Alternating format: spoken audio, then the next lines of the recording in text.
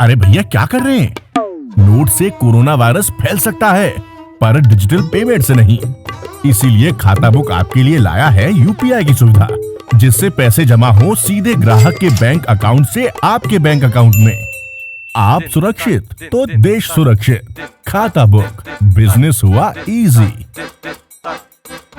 अरुण जी, जब हम रामायण धारावाहिक की बात करते हैं जो रामानंद सागर ने बनाई, उसके बाद भी देखिए उस दौर में भी ऐसा नहीं था कि लोगों को रामायण की कहानी नहीं पता। वो कई बार कहानी पढ़ चुके थे, देख चुके थे अलग अलग मंचों के जरिए, और उसके बाद भी कई बार और इस धारावाहिक को बनाया गया। हमने देखा कि 6 पैक एब्स के साथ जो है एक्टर्स आए, उन्होंने किरदार निभाया, अलग अलग तरह से उसको प्रेजेंट भी किया गया, नई टेक्नोलॉजी के साथ भी आए।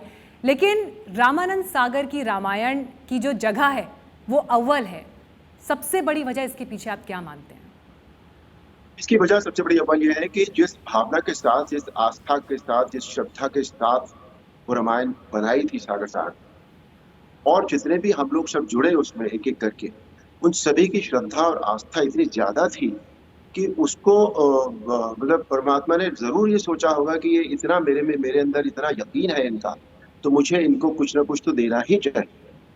6 पैक से या 10-20 कैमरों से या टेलीविजन के इफेक्ट से या स्पेशल इफेक्ट से चीजें आस्था और श्रद्धा की चीजें नहीं बनती। उनसे टेक्निकल फिल्में आप बनाइए ना, गैजेटेड की जो फिल्में होती है वो बनाइए आप, वो बनेंगी अच्छी उनसे।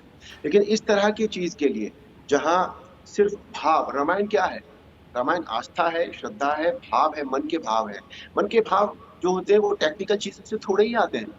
अब उसमें आप देखिए, अगर आप वॉर भी आप देखें तो जिस तरह से हमारे यहाँ तीर चलते थे, वो आज अगर हम देखें तो हमें लगता है कि नहीं यार बहुत पुराने ढंग से चलते थे, लेकिन उस वक्त भी वो अच्छे लगे और आज भी अच्छे लगे। आज भी उनको देखने से जो मन में भाव आता है वो इतना पॉजिटिव आता है, इतना अच्छा लगता है, इतना एंटरटेनिंग लगता है, कहीं से भी कोई भी चीज पुरानी नहीं है।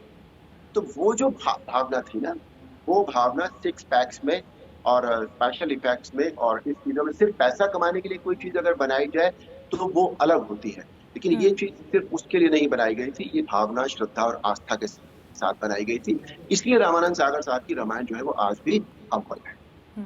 मर्यादा पुरुषोत्तम श्री राम का किरदार जब आपने पर्दे पर निभाया, और उसके बाद, क्योंकि वो जो परफेक्शन है वो एक मानव के जीवन में आम तौर पर नहीं हो सकती है, क्या चुनौतियां वो आपकी लाइफ में लेकर आई जब जब आप लोगों के बीच गए, या कोई भी आपके शौक थे, कहीं घूमने फिरने निकले?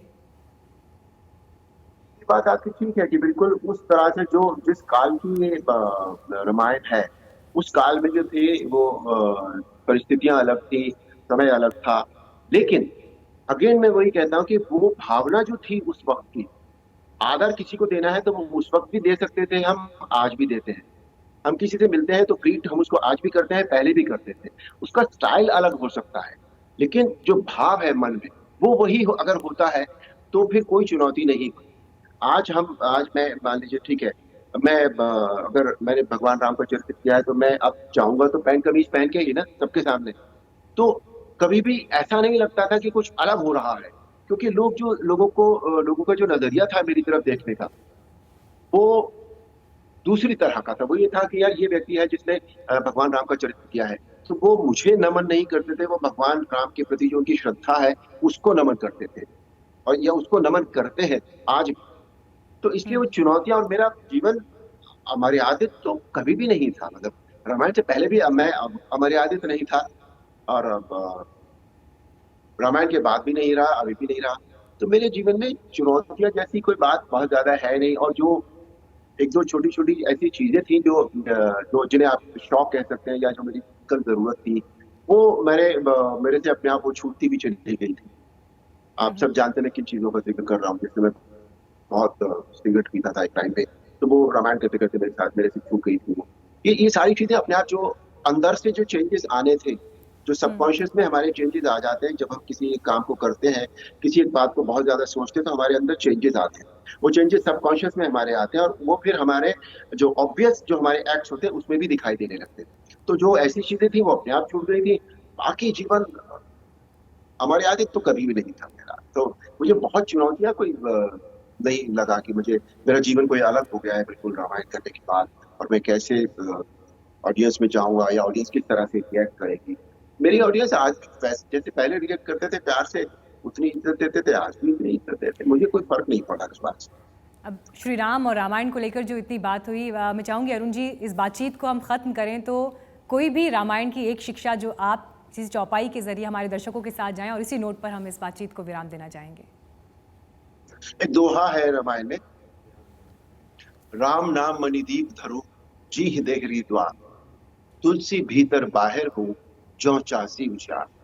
इसका अर्थ यह है कि जिस तरह मकान के दरवाजे की जोड़ी पर रखा हुआ दीपक बाहर भी उजाला करता है और अंदर भी उजाला करता है, उसी तरह तू राम नाम की मणि को अपने मुख की डोरी यानी जीभ पर रख ले, तो तुलसीदास जी कहते हैं कि तेरे अंदर भी उजाला हो जाएगा और तेरे बाहर भी उजाला हो जाएगा। वाह। जय श्री राम।